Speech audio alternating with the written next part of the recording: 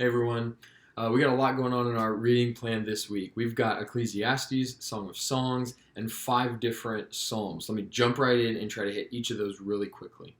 First, we'll be looking at Ecclesiastes. I had a seminary professor who said when we think of Ecclesiastes, the theme of it is facing the frustration. He said facing the frustration. Here's what he means. When you look at Ecclesiastes, you're going to get kind of tossed back and forth between everything is vanity of vanities, like nothing is worth anything, to everything is really good. Like there's satisfaction and joy, work is good, all of this. And you're going to get kind of tossed back and forth through that. What he would say is that that is just living in the frustration of life.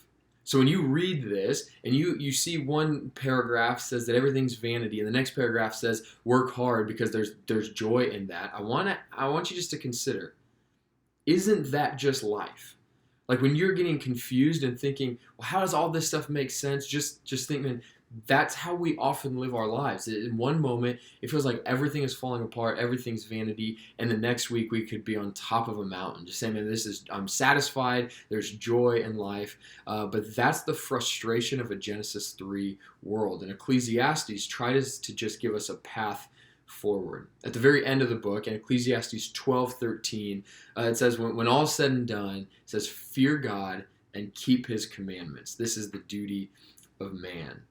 He says the path forward to face the frustrations of life, the wisdom is fear God and keep his commandments. That's where joy and satisfaction is found, and that's what you were created for. That's the duty of man. So as you read through Ecclesiastes, hopefully that's helpful to just see as you kind of see all those different aspects.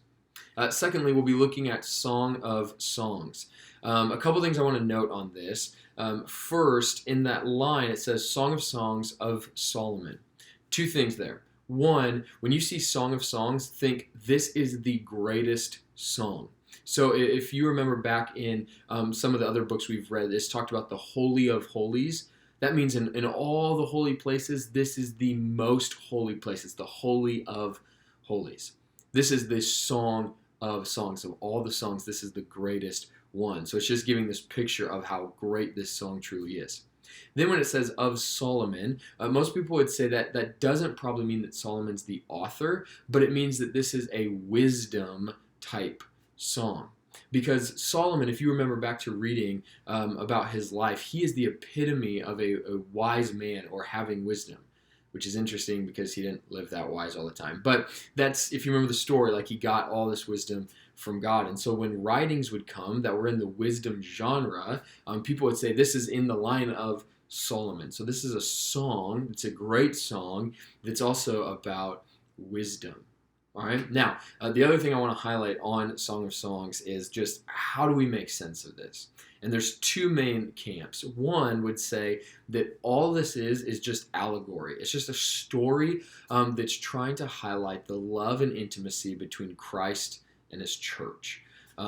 Charles Spurgeon is one of the main voices for this when he preached. He said all this is giving physical pictures to a great spiritual reality of Christ's love for his church and vice versa.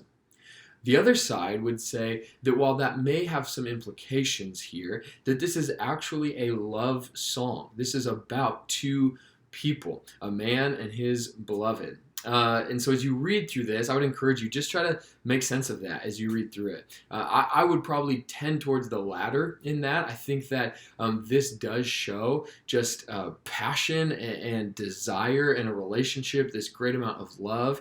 And I know that when we look at Song of Songs, we can easily think like, why is this in the Bible? Like it seems strange, this doesn't make sense.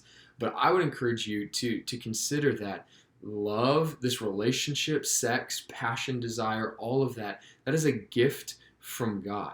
It is one of the greatest gifts that God has given to humans. And so it would make sense that there's a wise song that is sung about the beauty of the gift that God has given us. And if that's true, then how good will it be one day when we are unified to the great lover of our souls, Jesus? And I know the imagery is just strange to move to that, but I think even the marital relationship and the passion and desire and intimacy there is just a physical picture of a great spiritual unity and passion and desire we will have for Christ. And so I don't think that's the only thing that it's talking about, but I do think that is and implication. All right, lastly, let's look at these 5 Psalms. I want to challenge you to do something this week. First, I want you to, as you read each psalm each day, I want you to pick up the imagery that is given to God. So who is God being portrayed as in this psalm? Then I want you to look at the emotion of the psalm, and I want you to find out: is the psalm, is there sorrowful? Is there lamenting? Is there praise? Is there confidence? What is the emotion of the psalmist? And then third, I want you to look at the application of the psalm. And for that, I want you to take the imagery that's portrayed, the emotion attached to that, and then I want you just to apply that into your life or into the circumstances around you. Let me give you one quick example of a psalm we'll be looking at this week. In Psalm 75, if you read that, you're going to find that the imagery of God here is Him as judge, that He will judge with equity, that He will judge the whole earth, that the good and the bad will be judged by Him, that He will judge everything and He will execute His judgment. He will be a righteous judge, and He'll be the judge forever. That's the imagery painted about God. The emotion of the psalm is one of great praise and confidence.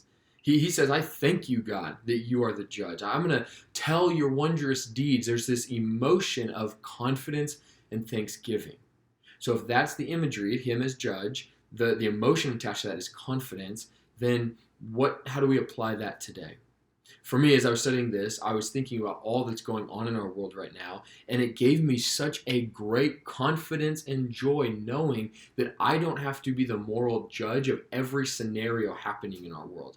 I don't have to have the right words for everything or the right judgment in everything, because there's a God who is going to judge. When I see things happening and we wonder, man, how do we make sense of this? What's right? What's wrong? How do we move forward here? I can rest and trust in the fact that God is the judge, and at the appointed time, He is going to judge the wicked and the good. He will take care of all things one day. And so while we get to speak and act on His behalf in this earth, ultimately I know that that's not fully up to me. That's up to God, and that gives great confidence and joy. So as you go through those 5 Psalms, the reason I want you to do that this week is because each day is a new psalm, and each psalm has a little different emotion and a little different picture. And so it's just a great exercise to get used to in the Psalms. So if you have any other questions for this week, let me know.